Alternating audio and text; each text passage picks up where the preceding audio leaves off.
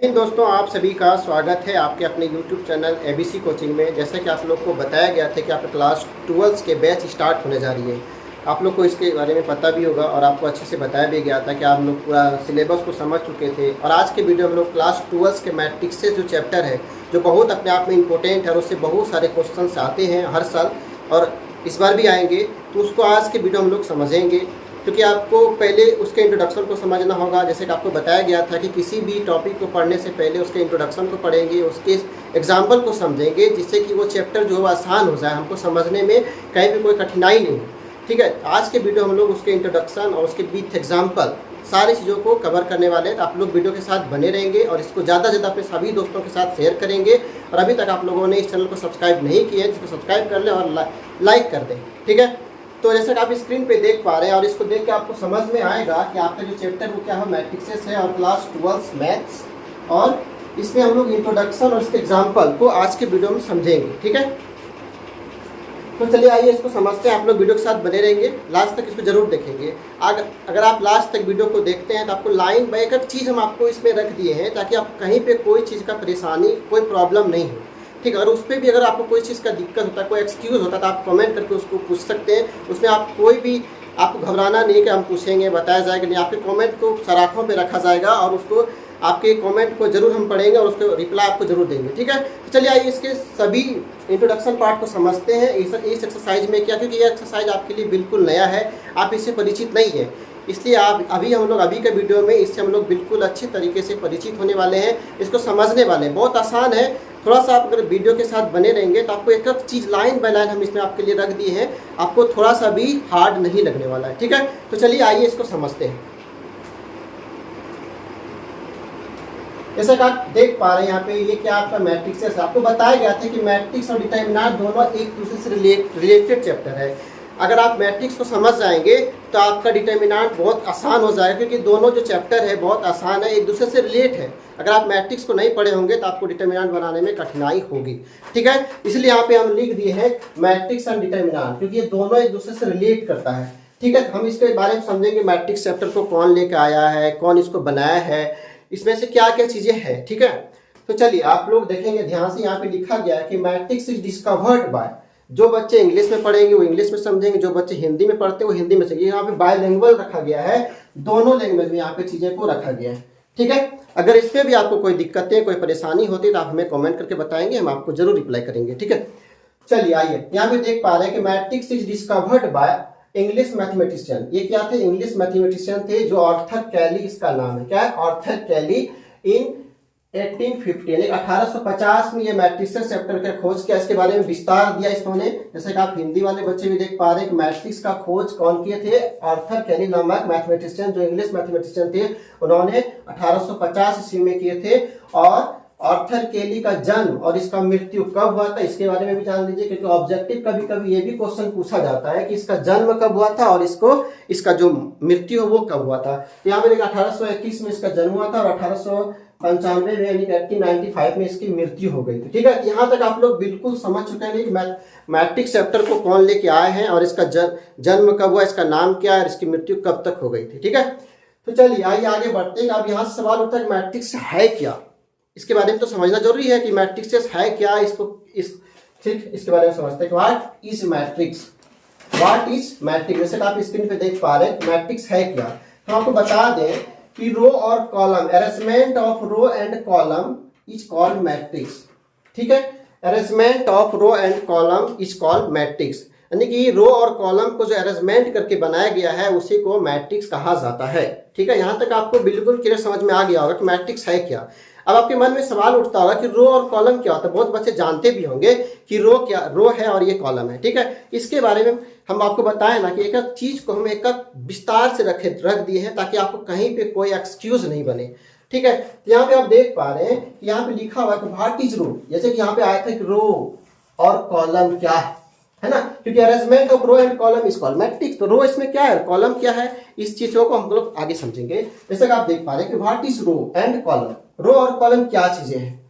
ठीक है, तो यहाँ पे देख पा रहे हैं, यहाँ पे लिख दिए हम रो, हॉरिजॉन्टल लाइन इज कॉल्ड रो। आप जानते हैं हॉरिजॉन्टल क्या होता है, वर्टिसेस क्या होता है।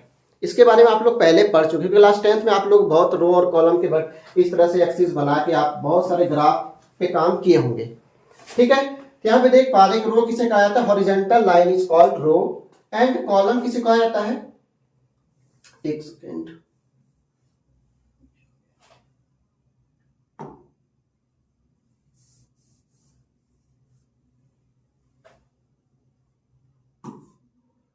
कॉलम क्या कॉलम किसे बोला जाता है, vertical line is called column, vertical line को कॉलम कहा जाता है। ठीक है, तो हॉरिजॉन्टल और वर्टिकल को समझ, रो एंड कॉलम के बारे में आपको समझ में आ गया। रो की बात जब होगा तो उसके लिए हॉरिजॉन्टल लाइन होगी और कॉलम की बात जब भी होगा तो उसके लिए वर्टिकल लाइन होगा। ठीक है, तो रो यहां तक हम लोग समझ, नोट जहां जहां हम लिखे उस चीजों को आप अच्छे से अपने कॉपी में नोट करेंगे, क्योंकि नोट से आपको ज्यादा चीज समझ में आएगा, उसके बारे में क्लियर समझ में आएगा। ठीक है, तो देखिए यहाँ पे कि यहाँ पे लिखा है नोट करके हम चीजों को लिख दे, ताकि आपको कोई भी चीज है कि आगे जो यहाँ से अगर आप आगे बढ़ेंगे तो अगर यहाँ से कोई एक्सक्यूज आपसे बनता है तो यहाँ पे आपको नोट करके लिख दिए हैं कि number of row is denoted by m. इसको हम लोग डिनोट करेंगे एम के द्वारा, छोटी एम लिखेंगे, इसमें स्मॉल एम लिखेंगे। ठीक है, यहाँ पे क्या लिखेंगे, number of row is denoted by m and number of column is denoted by n. इसको छोटी यानी कि स्मॉल एन के द्वारा डिनोट किया जाता है और रो को स्मॉल एम और कॉलम को स्मॉल एन के द्वारा सूचित किया जाता है, डिनोट किया जाता है। ठीक है, यहां तक क्लियर हो चुका है सब चीजें। चलिए आगे बढ़ते हैं। यहाँ पे लिखा है कि व्हाट इज हॉरिजॉन्टल लाइन। जैसा कि आप लोग बहुत सारे बच्चे को पता होगा हॉरिजॉन्टल लाइन होती क्या है, बहुत सारे बच्चे के लिए नया भी हो सकता है, क्योंकि पढ़ने के बाद कुछ चीजें भूल भी जाते हैं हम लोग, इसलिए आपको वो चीज रिकॉल यहाँ पे हो जाएगा तो आपको ज्यादा चीज समझ में भी आएगा। जैसे कि आप देख पा रहे हैं व्हाट इज हॉरिजॉन्टल लाइन, क्योंकि यहाँ पे हम लोग हॉरिजॉन्टल के बारे में पढ़े थे, हॉरिजॉन्टल रो को बोला जाता है। तो हॉरिजॉन्टल होता क्या है, यहाँ पे देख पा रहे हैं कि a line which is parallel to x axis, जो लाइन एक्स एक्सिस के पैरेलल होता है। जैसे कि आप देख पा रहे हैं ये लाइन जो होता है एक्स एक्सिस होता है और ये लाइन जो होता है ये वाई एक्सिस होता है। इस लाइन के जो पैरेलल होगा उसी को क्या बोला जाता है, हॉरिजॉन्टल लाइन बोला जाता है। जैसा कि आप यहाँ पे देख पा रहे हैं, इस तरह से हम आपके लिए सिंबल भी बना दिए, इस कॉलम भी हॉरिजॉन्टल लाइन बोला जाता है। तो आप लोग कमेंट करके बताएंगे कि यहाँ तक आपको समझ में आया या नहीं आया। अगर आपको कोई दिक्कतें हैं तो आप हमें कमेंट जरूर करेंगे उसके बारे में। ठीक है, तो चलिए हम लोग आगे बढ़ते हैं। आशा करते हैं कि यहाँ तक आपको अच्छी तरीके से समझ में आ चुका होगा कि आपका मैट्रिक्स होता क्या और इसका निर्माण कैसे किया जाता है। ठीक है, चलिए आगे बढ़ते हैं। यहां से आता है वर्टिकल। जैसे हम लोग हॉरिजॉन्टल के बारे में पढ़े, वर्टिकल लाइन क्या होता है, तो वर्टिकल उसका जस्ट उल्टा होता है। यहाँ पे लिखे vertical line a line which is parallel to y axis. जैसे कि आपको बताएं कि इस तरह से एक्स और वाई एक्सिस, ये वाई एक्सिस होते हैं और ये वाई डैश, ये एक्स और ये एक्स डैश होता है। तो यहाँ से जो वाई एक्सिस के जो पैरेलल होता है उसी को हम लोग क्या बोलेंगे, वर्टिकल लाइन बोलेंगे। क्या बोलेंगे, वर्टिकल लाइन बोलेंगे। ये वाला जो लाइन है ये वर्टिकल से, ये वाली लाइन क्या हॉरिजॉन्टल है। यहाँ तक याद रहेगा। चलिए आए, क्योंकि इसी पे मैट्रिक्स के जितने भी सवाल बनेंगे इसी दोनों पे बनेंगे। ठीक है, यहां तक इसको हम हटा देते हैं। उसके बाद आता है सिंबल, सिंबल ऑफ मैट्रिक्स। इसके सिंबल को समझना बहुत जरूरी होता है। किसी को पहचान करना तो पहचान तो करना चाहिए उसको, क्योंकि उसके बारे में हम लोग जानेंगे, उसको समझेंगे, उसके लिए उससे रिलेटेड हम लोग सवाल सॉल्व करने वाले, तो उसके सिंबल को समझना होगा। ठीक है, मैथ में उसका सिंबल को समझना बहुत जरूरी है। यहाँ पे लिख दिए हैं आपके symbol of matrix. Symbol of matrix का सिंबल कैसा होता है, इस तरह से भी लिख सकते हैं हम, इस तरह से भी लिख सकते हैं और इस तरह से भी लिख सकते हैं। यानी कहने का मतलब है आप मैट्रिक्स के सिंबल को इस तरह से भी जान सकते हैं, इस तरह से भी जान सकते हैं और इस तरह से भी जान सकते हैं। यहां तक क्लियर है। आप मैट्रिक्स को इस तरह से भी जान सकते हैं, इस तरह से भी जान सकते हैं, इस तरह से भी जान सकते हैं। हम आपके लिए इंट्रोडक्शन इसलिए बहुत सारा एग्जांपल दे रहे हैं क्योंकि आपको इंट्रोडक्शन समझना बहुत जरूरी है। अगर आप इंट्रोडक्शन को समझ जाएंगे तो आपका एक्सरसाइज का बहुत सारा सवाल जो है हम मेरे बताए बगैर भी बन जाएगा, और जो एक्सक्यूज रहेगा फिर हम तो बता ही देंगे, तो उससे आपको क्या आसान लगेगा। ठीक है, तो चलिए आइए आगे बढ़ते हैं। उसके बाद दिया है मैट्रिक्स को डिनोट कैसे किया जाता है। तो एक सेकंड इस सब को हटा। उसके बाद दिया हुआ है matrix is denoted by capital letter. Matrix को हम लोग कैपिटल लेटर से डिनोट करेंगे। ठीक है, जैसा कि यहाँ पे लिखा हुआ है ABCD, यानी कैपिटल लेटर से हम लोग इसको डिनोट करने वाले हैं। एंड एलिमेंट, मैट्रिक्स के जो एलिमेंट होगा, element of matrix is denoted by small letter ABCDEF, यानी कि इसको मैट्रिक्स को कैपिटल लेटर से डिनोट करेंगे और उसके एलिमेंट जो होगा उसे हम लोग स्मॉल लेटर से डिनोट करने वाले हैं। ठीक है, तो एलिमेंट के लिए हम लोग स्मॉल लेटर में लिखेंगे और उसको जो डिनोट करने वाले मैट्रिक्स को डिनोट करने वाले उसको कैपिटल लेटर से लिखा जाएगा। चलिए आगे बढ़ते हैं। यहाँ तक आप समझ चुके हैं। जैसे कि आप एग्जांपल आपके लिए रख दिया गया है, ये देख पा रहे हैं यहाँ पे, ये क्या है, कैपिटल लेटर में लिखा गया है, इसके सिंबल को भी लिखा गया है और इसके अंदर में जो ये चीजें आपको दिख रही है यही इसका एलिमेंट है। क्या है, इसका एलिमेंट है, जो कि स्मॉल लेटर में लिखा गया ABCD। ठीक है, यहाँ पे हम एरो करके सारे आपके लिए लिखा गया सिंबल ऑफ मैट्रिक्स, और यहाँ पे देखिए इस तरह से भी आप सिंबल में लिख सकते हैं, इस तरह से भी आप सिंबल में इसको लिख सकते हैं। ठीक है, यहाँ तक आपको कोई दिक्कत नहीं, कोई परेशानी नहीं हुई होगी। ठीक है, चलिए यहाँ तक तो आप लोग समझ चुके होंगे। उसके बाद आता है टाइप्स ऑफ मैट्रिक्स, और मैट्रिक्स कितने प्रकार के होते हैं। ठीक है, उसके सिंबल को हम लोग समझ चुके हैं, उसके एलिमेंट को समझ चुके हैं, उसको डिनोट कैसे करते हैं उसको हम लोग समझ चुके हैं, रो एंड कॉलम के बारे में समझ चुके हैं। अब उसके टाइप्स को समझेंगे कि मैट्रिक्स कितने प्रकार के होते हैं। ठीक है, तो चलिए आइए इसको समझते हैं, बारीकी से एक करके सभी चीजों को समझते हैं। तो यहाँ पे देख पा रहे हैं टाइप्स ऑफ मैट्रिक्स, मैट्रिक्स के कितने प्रकार हैं। तो पहला जो आप देख पा रहे हैं सिंगल्स मैट्रिक्स। सिंगल्स मैट्रिक्स क्या होता है? सिंगल्स मैट्रिक्स कहने का मतलब है उसमें एक ही रो होगा और एक ही कॉलम होगा, यानी कि उसमें से एक ही रो और एक ही कॉलम होगा। यानी कि यहाँ पे लिखा हुआ है if a matrix having one row and one column. देख पा रहे हैं आप, if a matrix having one row and one column is called single matrix, यानी कि वैसा मैट्रिक्स जिसमें एक रो और एक कॉलम हो उसे क्या बोलेंगे? सिंगल मैट्रिक्स बोलेंगे। सिंगल मतलब समझ रहे हैं ना, अकेला, एक आदमी का मतलब होता है एक आदमी। ठीक है, तो यहाँ पे देख पा रहे हैं, यहाँ पे सिंगल में क्या, उसमें एक ही रो होगा और एक ही कॉलम होगा। जैसे कि आपके एग्जांपल में समझाया गया है, ये जो देखें ए बराबर, यानी कि क्या, ए से क्या करते हैं, कैपिटल लेटर से क्या करते हैं हम लोग, मैट्रिक्स को डिनोट करते हैं। उसके बाद यहाँ पे जो देख पा रहे हैं, ये जो 2 लिखा है, इसमें क्या है, एक ही रो और एक ही कॉलम तो है, यानी कि उसमें से एक ही एलिमेंट है। इसका मतलब उसमें एक रो और एक कॉलम की बात किया जा रहा है। ठीक है, तो ये क्या है, सिंगल मैट्रिक्स है। क्या है, ये सिंगल मैट्रिक्स है, यानी कि इसमें m बराबर 1 है और n बराबर भी कितना है, 1 है, जैसा कि आप यहाँ पे देख पा रहे हैं। क्लियर है? यहाँ तक कोई डाउट, कोई परेशानी, कोई दिक्कतें नहीं हुई होगी? ठीक है, क्लियर है ना? ठीक, चलिए आगे बढ़ते हैं। उसके बाद आता है रो मैट्रिक्स। रो मैट्रिक्स हम किसको बोलेंगे? अब यहां से तो हमको समझ में आया one row and one column. अब रो किसको बोलेंगे? रो क्या होती है, क्या चीजें होती है रो, इसके बारे में तो हम लोग पहले पढ़े ही नहीं है, तो यहां समझते हैं कि रो क्या होती है। ठीक है, यहां पे देख पा रहे हैं if a matrix having only one row is called row matrix. वैसा मैट्रिक्स जिसमें केवल एक ही रो होगा उसे हम लोग रो मैट्रिक्स कहेंगे। यानी कि वैसा मैट्रिक्स जिसमें सिर्फ एक ही रो है, यहाँ पे कॉलम की बात नहीं हो रही है, सिर्फ रो की बात किया जा रहा है। ठीक है, इसमें सिर्फ रो की बात। रो किसे बोले? इस तरह से जो होता है, यानी कि सिर्फ इस तरह से बात। जैसे कि यहाँ पे देख पा रहे हैं कि यहाँ पे जैसे कि इस पे देख पा रहे हैं 1 2 3 4, ये वाले क्या होते हैं, ये तो रो होता है मेरा। कॉलम की बात करेंगे तो ये हमारा कॉलम होगा, इसमें 4 कॉलम है, रो कितना है, 1 ही है।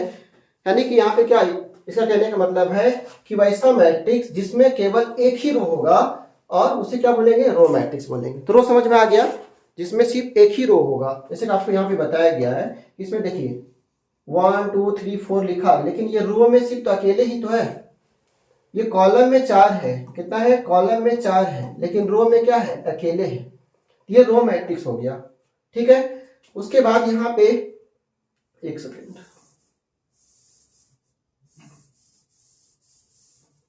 उसके नीचे भी एग्जांपल दिया हुआ है b = 5।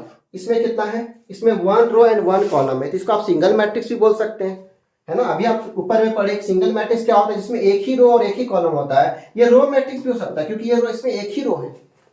ये रो मैट्रिक्स भी हम इसको बोल सकते हैं, क्योंकि इसमें रो की संख्या एक ही दिया गया है, इसलिए ये रो मैट्रिक्स भी होगा। यानी कि सिंगल मैट्रिक्स रो मैट्रिक्स भी हो सकता है। ठीक है, चलिए आगे बढ़ते हैं। उसके बाद यहाँ पे नोट, जहां जहां हम नोट करके लिखे उस चीजों को आप अच्छे से देखेंगे। यहाँ लिखा है चूंकि यहाँ m रो की संख्या है जो कि क्या है 1 है, रो मैट्रिक्स है, रो मैट्रिक्स में m बराबर कितना 1 रहना चाहिए, n चाहे जितना भी हो, यानी कि कॉलम की संख्या जितना भी उससे हमको फर्क नहीं पड़ता है, लेकिन उसमें रो की संख्या सिर्फ 1 ही होना चाहिए। वो क्या होता है, हमारा रो मैट्रिक्स होता है। तो रो मैट्रिक्स आप लोग अच्छे से समझ चुके होंगे, जिसमें कि रो की संख्या 1 होगा, हमें कॉलम्स को गिनना नहीं है, उसको गिनती नहीं करना है, उसका काउंटिंग नहीं करना है। समझ में आ गया? समझ में आ गया तो आप लाइक का बटन दबा दीजिए। ठीक है, आपको अगर समझ में आ गया तो आप खुशी से पूरा दिल को लाल कर दीजिए, पूरा कमेंट बॉक्स को। क्लियर है? चलिए आगे बढ़ते हैं हम लोग। नोट को समझ चुके हैं, जिसमें सिर्फ रो की संख्या कितना होगा 1 होगा।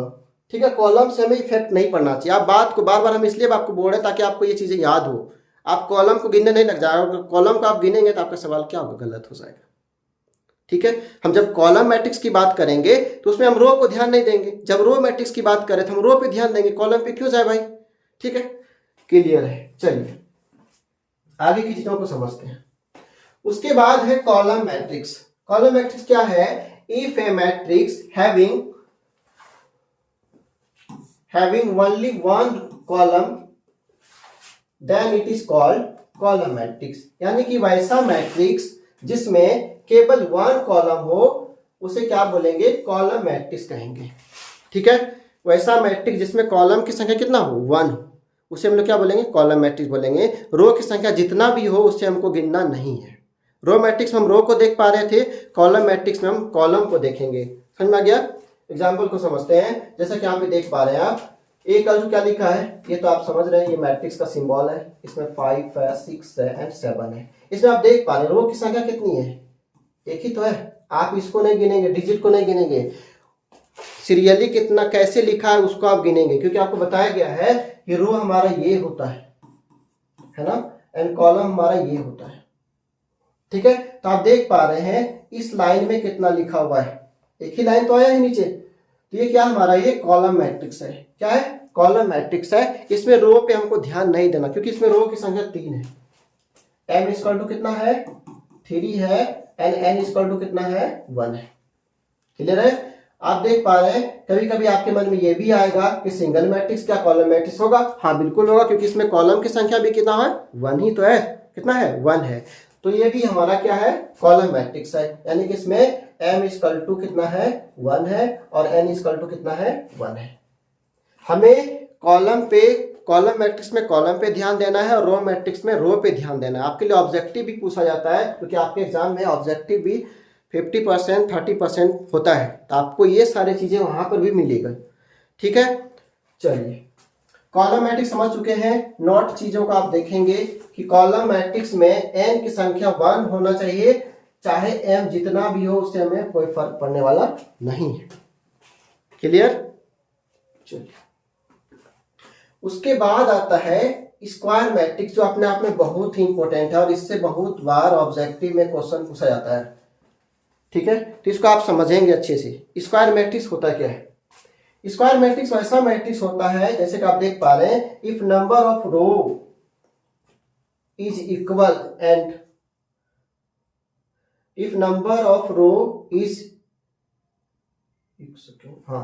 Equal to number of column then it is called square matrix. यानी कि वैसा मैट्रिक्स जिसमें नंबर और कॉलम दोनों इक्वल्स हो, number of row and number of column की संख्या दोनों जब इक्वल्स होगा उस मैट्रिक्स को हम क्या बोलेंगे, स्क्वायर मैट्रिक्स बोलेंगे।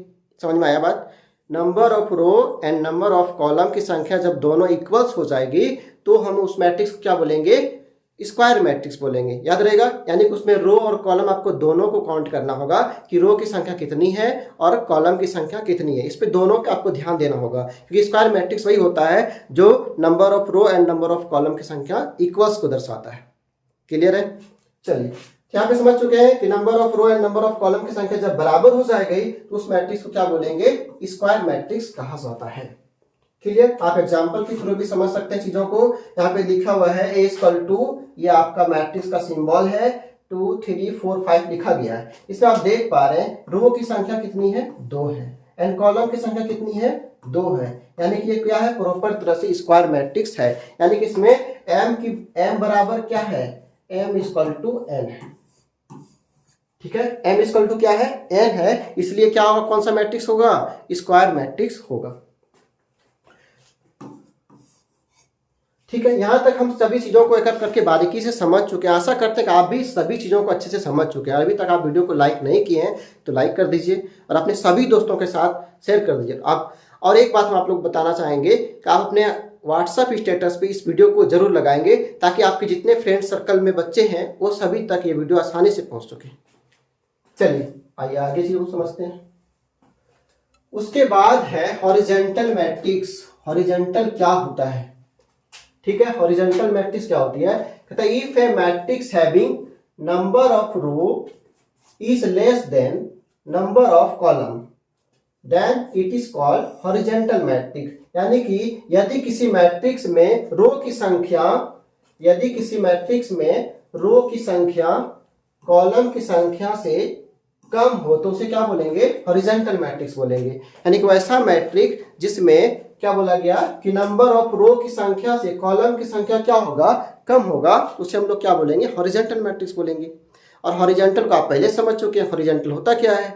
ठीक है, यहाँ पे देख पा रहे हैं एग्जाम्पल में दिया हुआ है, ये क्या है हमारा, ए क्यों लिखते हैं हम, क्योंकि इसको कैपिटल लेटर से डिनोट किया जाता है। और यहाँ पे आप देख पा रहे हैं ये क्या हमारा सिंबल्स है और इसमें इसके एलिमेंट को लिखा गया है। क्या लिखा गया है, इसके एलिमेंट को लिखा गया है 1 2 3 4 5 6, ये इसके एलिमेंट है। यहाँ पे आप देख पा रहे हैं इसकी कॉलम की रो की संख्या कितनी है, 2 है, एंड कॉलम की संख्या कितनी है, 3 है।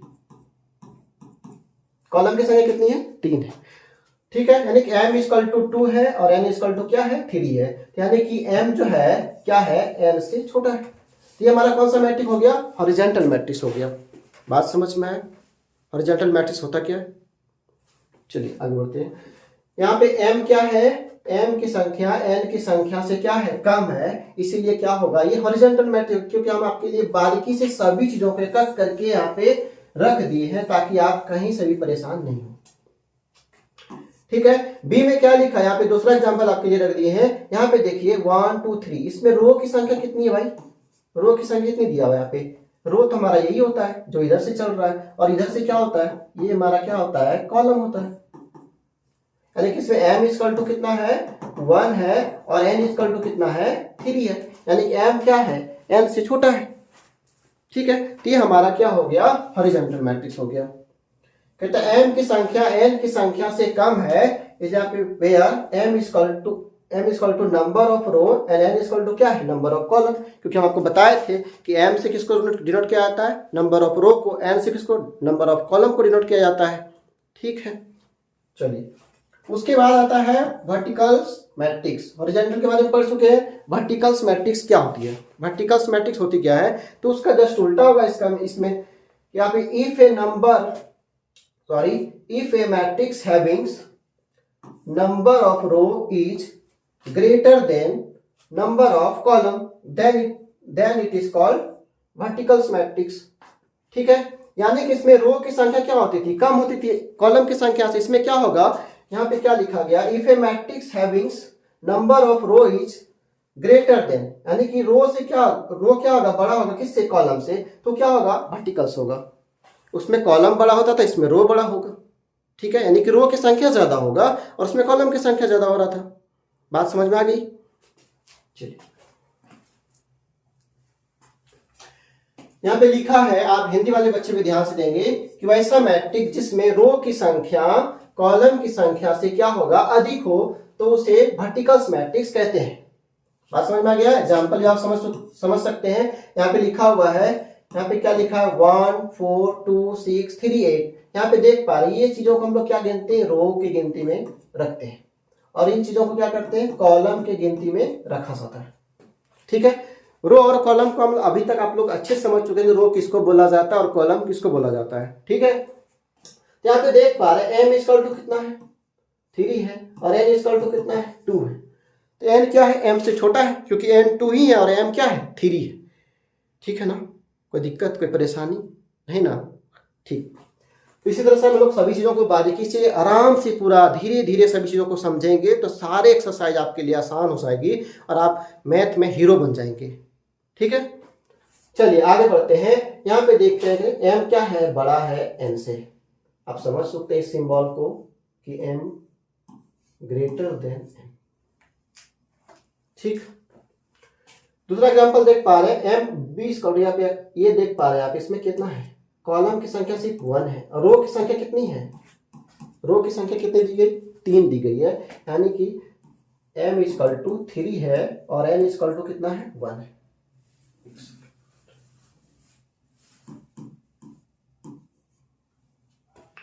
ठीक है, चलिए यहाँ पे लिखा है m की संख्या n की संख्या से अधिक है।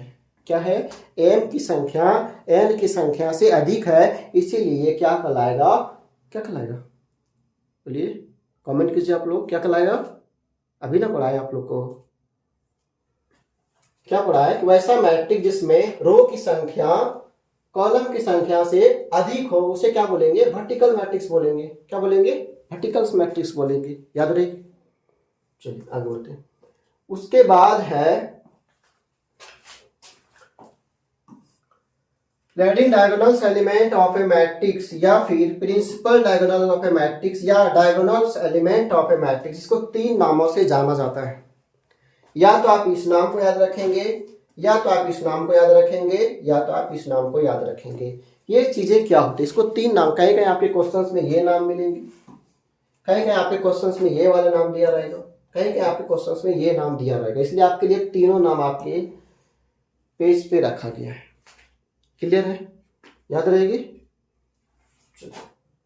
इसको समझते हैं। ये देख पा रहे हैं आपके पास ये एलिमेंट दिया है, ये जो देख पा रहे हैं ये डायगोनल मैट्रिक्स का ये सिंबल दिया गया है, A11, A12, A13, इसका डॉट डॉट कहाँ तक, A1n तक है। यानी कि इसमें जो दिया गया है इस तरह से A21, A22, A3, A23, A2n dot dot dot A2 कहाँ तक, n तक, डॉट डॉट डॉट यहाँ से n वां टर्म लिखा, AN1, AN2, AN3 dot dot कहाँ तक, ANn तक। इन चीजों को आप ध्यान से देखेंगे, आपके डायगोनल्स मैट्रिक्स का ये सिंबल्स है और इसके एलिमेंट भी इसी में दिया गया है। ये क्या लिखा है, diagonals element of a matrix. ये जो आप देख पा रहे हैं यहां से लेके यहां तक जो भी एलिमेंट इसके बीच में आएगी, और ये और ये आपके डायगोनल एलिमेंट ऑफ मैट्रिक्स है। क्या है, डायगोनल एलिमेंट्स ऑफ मैट्रिक्स है। यहाँ पे लिखा हुआ है नॉन डायगोनल, ये जो देख पा रहे हैं इसके बाद वाले जो एलिमेंट जो बच गया नीचे भी और ऊपर भी, नीचे वाले एरिया में और ऊपर वाले एरिया में जो एलिमेंट बच चुका है इसको क्या लिखेंगे, non diagonal element of a matrix. ठीक है, एग्जांपल को समझते हैं। ए इक्वल टू दिया हुआ यहाँ पे देख पा रहे हैं 2 0 3 3 0 1 2 5 7। इसमें हमको डायगोनल्स एलिमेंट को खोजना होगा। हम यहां से इसके डायगोनल्स को खोजेंगे। यहां से ये जो है आपका ये डायगोनल्स एलिमेंट्स ऑफ मैट्रिक्स का है। डायगोनल्स क्या होगा, 2 होगा, 0 होगा, 7 होगा, और जो बाकी जो बच गया यहां से ये जो 3 एलिमेंट ऊपर बचा है 0 3 1 और 3 2 5, ये नॉन डायगोनल्स ऑफ मैट्रिक्स का एलिमेंट है। ठीक है, यहाँ पे हिंदी वाले बच्चे के लिए भी लिखा गया विकर्ण के एलिमेंट को ही क्या बोला जाता है, डायगोनल्स एलिमेंट्स कहा जाता है। विकर्ण तो आप समझते हैं, आप बच्चे से मैथ पढ़ते हुए आते जहां तक, तो विकर्ण तो आप समझ चुके होंगे, उसके डायगोनल बोला जाता है। ठीक, उसके बाद एग्जांपल 2 में देख पा रहे हैं 2 0 5 1 2 3, इसके डायगोनल्स ऑफ ए मैट्रिक्स का एलिमेंट पॉसिबल होगा क्या, आप याद रखेंगे, यहाँ पे ध्यान देंगे कि डायगोनल्स ऑफ एलिमेंट्स उसमें पॉसिबल होगा जो मैट्रिक्स क्या होगा, स्क्वायर्स होगा। यानी कि स्क्वायर मैट्रिक्स हम आपको बताए हैं कि जिसमें number of row and number of column की संख्या क्या होगा, बराबर होगा, यानी इक्वल्स होगा। उसी में हमारा डायगोनल्स ऑफ एलिमेंट पॉसिबल हो सकता है, बाकी में नहीं हो सकता है। क्यों नहीं हो सकता है, उसको देख पा रहे हैं आप यहाँ पे कि एग्जाम्पल नंबर बी में देखिए कि 2 0 5 है और 1 2 3 है। तो इसमें आप लोग डायगोनल्स जो हम लोग देखेंगे, डायगोनल क्योंकि उसके क्या होता है, इसके विकर्ण की एरिया होता है, यहाँ से तो हम लोग यहाँ से निकल जाएंगे, तो यहाँ पे तो कोई एलिमेंट है ही नहीं, तो यह डायगोनल इसका नहीं निकल सकता है। यानी कि इसमें जो है m जो है वो n के बराबर में नहीं है, इसलिए डायगोनल्स मैट्रिक्स नहीं हो सकता। बात समझ में आया। डायगोनल्स ऑफ मैट्रिक्स पॉसिबल कब नहीं होगा, जब वो स्क्वायर मैट्रिक्स में नहीं होगा तो डायगोनल्स ऑफ मैट्रिक्स नहीं निकल सकता है। डायगोनल्स होने के लिए हमेशा मैट्रिक्स को कैसा होना चाहिए, स्क्वायर मैट्रिक्स होना चाहिए, इसका m = n होना चाहिए, याद रहेगा। m इक्वल टू n बराबर जब भी बराबर होगा तभी हम उसके डायगोनल्स ऑफ एलिमेंट को निकाल सकते हैं, नहीं तो हम उसको नहीं निकाल सकते, वो नॉट पॉसिबल होगा। तो आप इस पे ध्यान देंगे, इस क्वेश्चन को भी आपके एग्जाम में पूछा जाता है कि डायगोनल्स होने के लिए मैट्रिक्स कैसा होना चाहिए। तो आपको याद रहेगा कि डायगोनल्स एलिमेंट को निकालने के लिए मैट्रिक्स कैसा होना चाहिए, स्क्वायर मैट्रिक्स होना चाहिए। कैसा होना चाहिए, स्क्वायर मैट्रिक्स होना चाहिए। चलिए इस चीजों को हम लोग समझ चुके हैं। Diagonals matrix are not possible. क्यों नॉट पॉसिबल हुआ, क्योंकि आपको बताया है कि m क्या होगा, जब बराबर नहीं होगा n का तो इसमें ये पॉसिबल नहीं हो सकता है। क्योंकि इस वाले जो एग्जांपल में देख पा रहे हैं, हम आपके लिए यहाँ लिखते हैं a इक्वल टू कुछ भी एलिमेंट लिख देते हैं 1 0 2 1 4, बार बार हम रिपीट कर सकते हैं एलिमेंट को, उसमें कोई दिक्कतें नहीं है। ठीक है, तो इसमें हम एक डायगोनल को देख पा रहे हैं। यहां से देखिए 1 4 4 जो होगा इसका डायगोनल्स हम निकाल सकते हैं। तो क्यों, क्योंकि ये क्या था, ये मैट्रिक्स क्या था, ये स्क्वायर मैट्रिक्स में था। इसमें रो की संख्या एंड कॉलम की संख्या क्या था इक्वल था, यानी कि m बराबर क्या था, n था। इसलिए डायगोनल्स ऑफ ए मैट्रिक्स क्या, डायगोनल्स मैट्रिक्स क्या हुआ, इसमें पॉसिबल हुआ, बाकी नहीं हो सकता है। याद रहेगा कि डायगोनल्स पॉसिबल होने के लिए क्या होना चाहिए, मैट्रिक्स स्क्वायर में होना चाहिए, नहीं तो वो पॉसिबल नहीं हो सकता है। ठीक है, ये समझ में हम लोग को आ चुका है। यहाँ पे आप नोट को थोड़ा सा ध्यान देखेंगे, नोट जहां जहां आपके लिए लिख दिए हैं इस पे आप जरूर ध्यान देंगे, ये आपके लिए बहुत इंपॉर्टेंट होगा। यहाँ लिखा हुआ है डायगोनल्स एलिमेंट पॉसिबल होने के लिए क्या होना चाहिए, मैट्रिक्स स्क्वायर मैट्रिक्स होना चाहिए। जो बात आपको अभी बताए वो चीज आपके लिए हम नीचे लिख भी दिए हैं, ताकि आप अपने कॉपी में उसको नोट कर पाएंगे कि डायगोनल्स एलिमेंट पॉसिबल होने के लिए क्या होना चाहिए, वो मैट्रिक्स कैसा होना चाहिए, स्क्वायर मैट्रिक्स में होना चाहिए।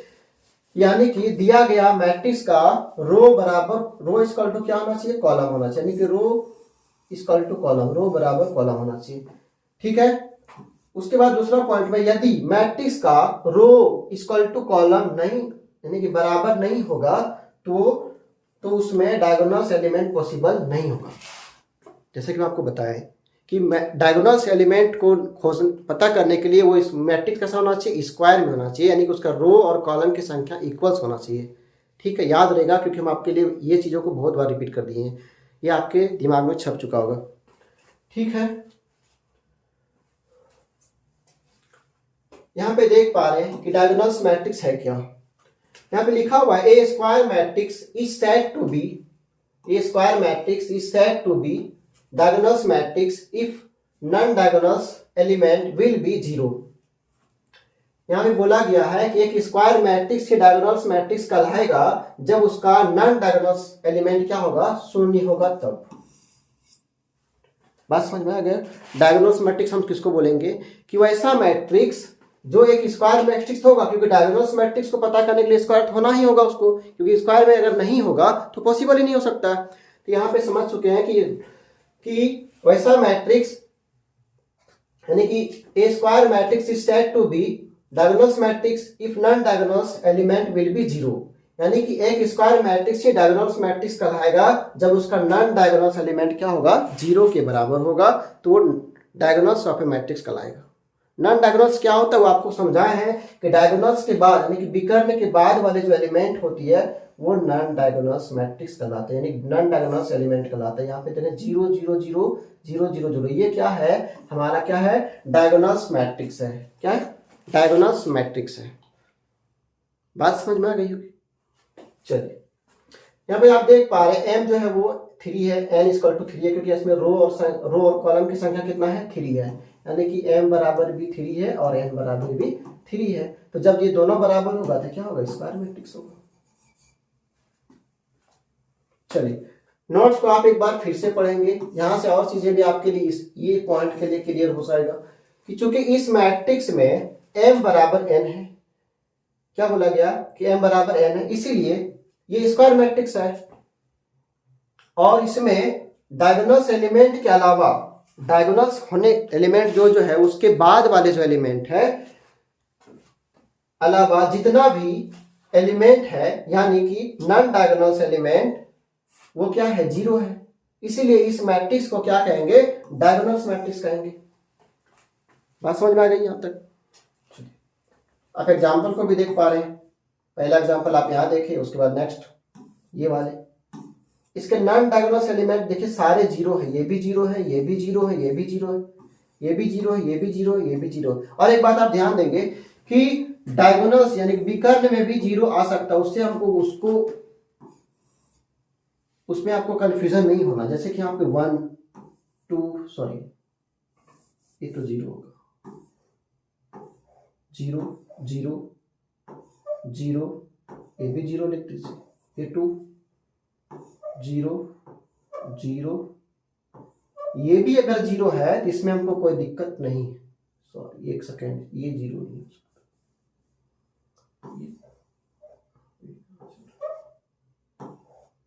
इसके डायगोनल पार्ट्स को आप देख पा रहे हैं 1 0 0 है, इसमें भी जीरो आ सकता है, उससे कोई दिक्कतें नहीं है। आपको यहाँ से कंफ्यूजन नहीं होना है कि इसमें जीरो कैसे आ गया, तो उसमें भी जीरो हो सकता है। हमको नॉन डायगोनल यानी कि विकर्ण के बाद वाले एलिमेंट जीरो होना पॉसिबल, ये होना चाहिए, तभी वो डायगोनल मैट्रिक्स कहलाएगा, बाकी नहीं कहलाएगा। समझ में आ गया यहाँ तक चीजें, सारी चीजें ठीक है। तो ठीक है, हम लोग इतना चीजों को अच्छे से समझ चुके हैं। इस मैट्रिक्स में भी सभी नॉन डायगोनल एलिमेंट क्या है, जीरो है, इसलिए डायगोनल मैट्रिक्स कहलाएगा। ठीक है, डायगोनल को हम लोग समझ चुके हैं। हम लोग आज इस क्लास में बहुत सारे पॉइंट को क्लियर कर चुके हैं। ठीक है, आगे क्लास में हम लोग जब मिलेंगे तो वहाँ से आपको कुछ और पॉइंट दिया जाएगा जो कि आपके लिए बहुत इंपॉर्टेंट है, उसको आप अच्छे से देखेंगे तो आपका एक्सरसाइज बनना शुरू हो जाएगा। ठीक है, फिर मिलते हैं नेक्स्ट वीडियो में। तब तक के लिए जय हिंद। और अभी तक आप लोगों ने लाइक नहीं किए हैं, लाइक कर दीजिए और अपने सभी बच्चों के साथ सभी दोस्तों के साथ इसको शेयर कीजिए, ताकि सभी बच्चे अच्छे से पढ़ पाए और अपने एग्जाम को फाड़ पाए, उसको उड़ा दे पूरा आसानी से। ठीक है, फिर मिलते हैं नेक्स्ट वीडियो में। Thank you.